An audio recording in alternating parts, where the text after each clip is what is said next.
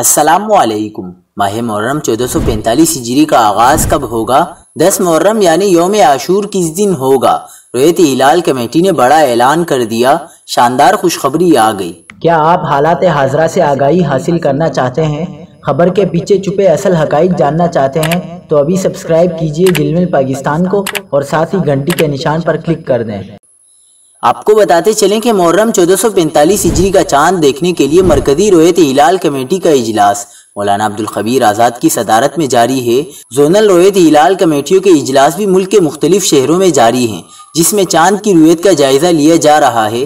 رؤیت ہلال committee کے ذرائع کے مطابق ملک کے مختلف شہروں میں اس وقت مسئلہ جزوی ابرآلود ہے، جس کے باعث چاند نظر آنے میں مشکلات کا سامنا ہے۔